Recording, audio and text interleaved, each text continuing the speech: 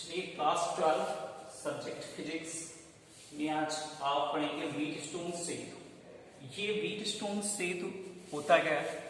देखिए व्हीटस्टोन सेतु जो है वो प्रतिरोधों की तुलना करने के लिए यूज होता है। यानी अगर एक या एक से ज्यादा प्रतिरोध किसी भी परिपथ में लगे हैं, ठीक है, तो उस प्रतिरोध को हमें ज्ञात करने के लिए व्हीटस्टोन सेतु का यूज करते हैं, है ना। क्योंकि आपने पढ़ा है ओम का नियम। क्या पढ़ा है? ओम का नियम। अगर आपको प्रतिरोध ज्ञात करना है तो आप ओम का नियम लगाते हैं, R इक्वल टू लगाते हैं V/I, है ना, ये निकाल देते हैं।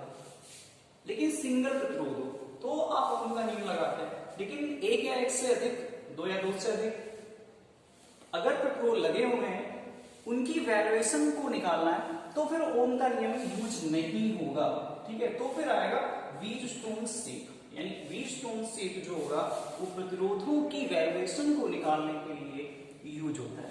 इतनी बात समझ में आई नहीं है? अब बात करते हैं व्हीटस्टोन सेतु है क्या एक्चुअली। क्योंकि इसको सबसे पहले व्हीटस्टोन एक साइंटिस्ट थे, उन्होंने इसका आविष्कार किया, ठीक है। उन्होंने कुछ इस तरह से प्रतिरोधों को लगाया, एक चतुर्भुज बनाया और उसमें चार प्रतिरोधों को डाला P, Q, R into S, ठीक है। बीच में एक गैल्वेनोमीटर लगाया। सभी को बताया गैल्वेनोमीटर क्या यूज होता है, कैसे कार्य करता है। गैल्वेनोमीटर का कार्य होता है वैद्युत धारा की वैल्यूएशन को नापना, है ना, गैल्वेनोमीटर का कार्य होता है। और फिर एक प्लग कुंजी K2 उसके बीच में लगाई जो कि चतुर्भुज के विकर्ण को दर्शाती है। इतनी बात समझ में आई। फिर एक सेल लगाया गया नीचे जिसे E कहा गया और उसके साथ K1 कुंजी लगाई गई, ठीक है। दो कुंजियां लगाई गई। से जैसे ही K1 को हम प्रेस करते हैं, क्या करते हैं, जैसे ही K1 को प्रेस करते हैं परिपथ में I एम्पीयर धारा प्रवाहित होती है। यानी यहाँ तक जो धारा होती है वो I होती है। यहाँ पे जो धारा की वैल्यूएशन, अब देखिए दो रास्ते हैं तो धारा की वैल्यूएशन जाहिर सी बात है बढ़ेगी।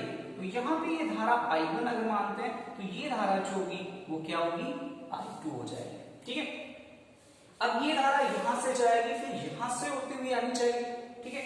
यहां से आनी चाहिए क्योंकि कुंजी खुली हुई है, तो ये धारा जो है वो I1 इधर बहेगी और ये वाली जो I2 धारा होगी ये इधर बहेगी। पुनः यहाँ पे जो धारा दोनों मिल जाएंगी और पुनः यहाँ धारा I हो जाएगी। इतनी बात सभी के समझ में आई? यानी व्हीटस्टोन सेतु ने चार प्रतिरोधों की तुलना करने के लिए एक उपकरण बनाया, ठीक है। ये चार प्रतिरोध को अनुपात के रूप में लगाया, ठीक है। बीच में गैल्वेनोमीटर लगाया। जैसे ही सेल्स से धारा का प्रवाह होने लगता है, ठीक है, धारा तुरंत पूरे परिपथ में प्रवाहित होने लगती है, ठीक है। इन्होंने बताया कि हमारे प्रतिरोध जो होंगे संतुलन की अवस्था में तभी होंगे जब K2 प्रेस किया जाए। क्या किया जाए? K2 को आप प्रेस करें, ये दबाएं, तार से ज्वाइंट करें। जैसे ही K2 कुंजी क्लोज होती है तुरंत परिपथ गैल्वेनोमीटर में धारा का प्रवाह होने लगेगा। यानी धारा की गैल्वेनोमीटर की सुई है वो इधर उधर विक्षोभ देने लगेगी, नहीं लगेगी, ठीक है। लेकिन उन्होंने ये बताया कि सेतु तभी संतुलन की अवस्था में होगा जब P, Q, R, S इस तरह से समायोजित होंगे कि अगर गैल्वेनोमीटर में धारा का प्रवाह नहीं होगा तब जाके ये जो प्रतिरोध लगाए गए हैं, आपने जो प्रतिरोध लगाए हैं, ठीक है, तो जो ये भी प्रतिरोध लगाए हैं, सारे प्रतिरोध जो लगे हुए हैं, अगर गैल्वेनोमीटर में धारा का प्रवाह नहीं होता है, इसका मतलब जो सेतु है या व्हीटस्टोन जो सेतु है ये संतुलन की अवस्था में होगा। अगर हम तब तक इन प्रतिरोधों को समायोजित करते रहेंगे जब तक गैल्वेनोमीटर में विक्षोभ शून्य नहीं हो जाता। और अगर गैल्वेनोमीटर में कोई विक्षोभ नहीं आ रहा है, इसका मतलब है कि जो भी हमने प्रतिरोध P, Q, R, S लगा के रखे हैं ये संतुलन की अवस्था में है, ठीक है। इनकी संतुलन की जो शर्त थी कि P/Q is equal to R/S होना चाहिए, ठीक है। ये इनकी संतुलन की अवस्था है। बात समझ में आई नहीं है? ठीक है। तो ये जो है वो संतुलन की अवस्था को दर्शाता है, समझ पाए? उसके बाद फिर व्हीटस्टोन सेतु ने चार प्रतिरोध लेकर ये उपकरण निर्माण किया। इसकी सहायता से अगर हमें तीन प्रतिरोध ज्ञात है, ठीक है, मान लीजिए तीन प्रतिरोध हमें ज्ञात है तो हम चौथा बड़े आराम से निकाल सकते हैं, ठीक है। अब चलिए आगे बढ़ते हैं।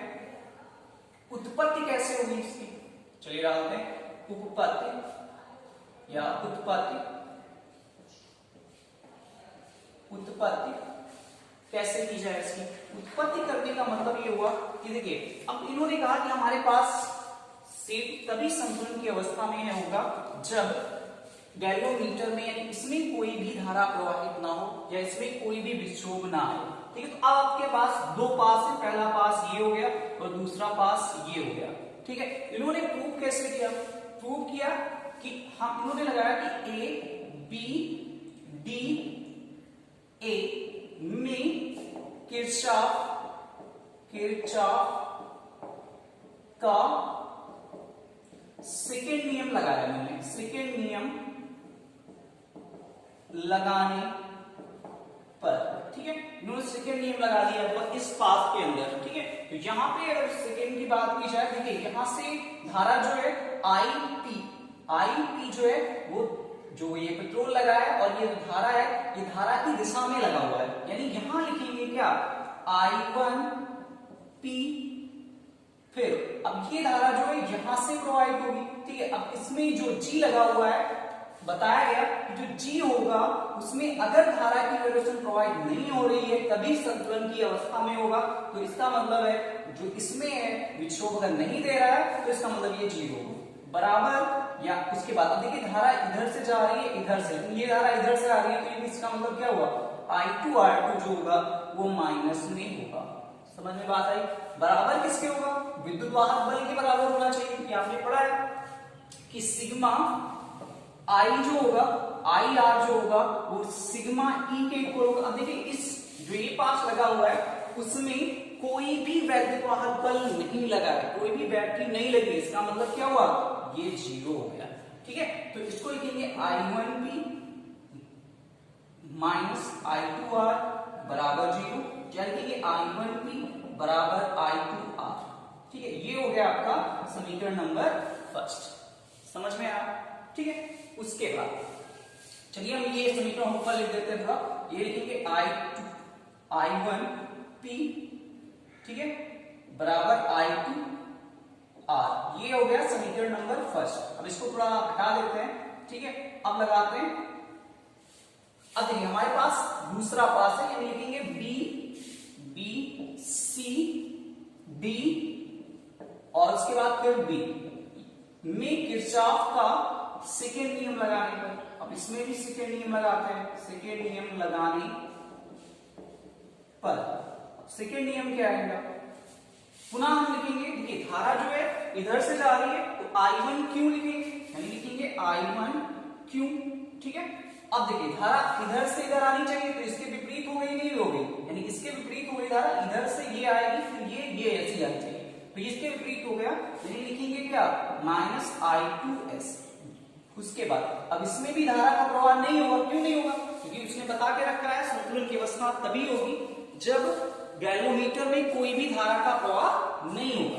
तो इसका मतलब क्या हुआ, माइनस में लिखेंगे G गुणे 0 और बराबर कोई विद्युत वाहक बल इसमें भी नहीं लगा हुआ है, इससे हमारा मतलब नहीं कि हमने पास ये नहीं लिया, हमने पास ये और ये लिया है, तो बराबर होगा किसके 0 के, यानी लिखेंगे I1Q माइनस I2S बराबर 0, या लिख सकते हैं I1Q बराबर I2S।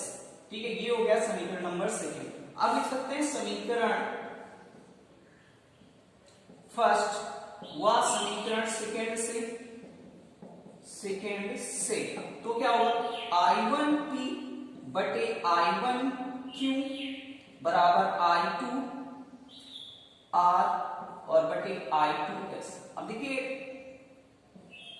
I2 से I2 कैंसिल, I1 से I1 कैंसिल, यानी P अपान Q बराबर होगा R अपान S के।